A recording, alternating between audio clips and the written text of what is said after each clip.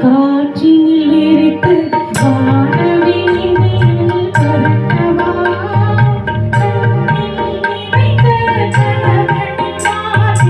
கண்ணீர் கடலில் குளிக்கவா கண்ணீர் கடலில் குளிக்கவா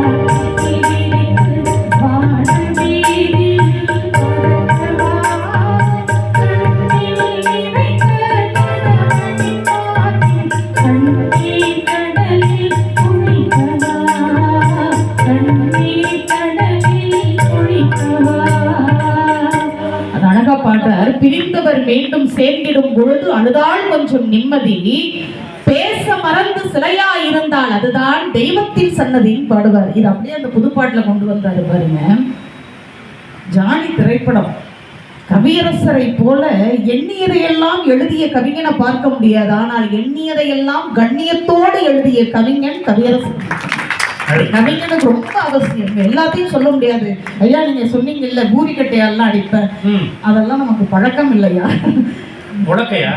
அதெல்லாம் இல்லைங்க. ஏன்னா என் கணவர் ஒரு பார்வை கோபமோ விருப்பமின்மையோ பார்வையில் தெரிந்து கொள்ளாத இல்லறம் அது இல்லறம் அல்ல. அடித்துத்தான் ஒன்றை சொல்ல வேண்டும் என்ற அவசியம் இல்லை. அவரும் கிட்டத்தட்ட திருமணமாகி 18 ஆண்டுகள் ஆகிறது.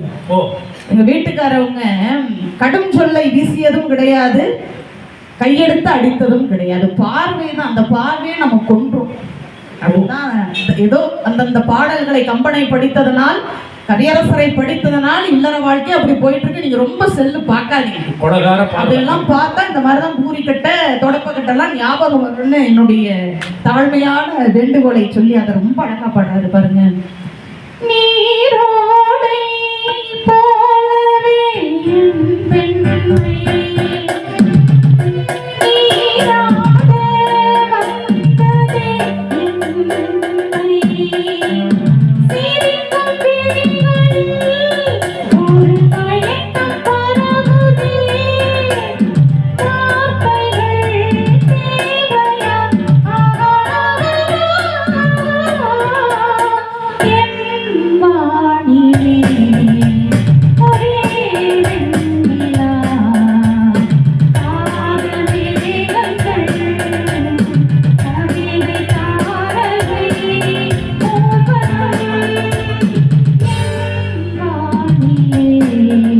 சகோதர பாசத்தோடு வேலை செய்ய ரொம்ப அழகா சொன்னீங்க.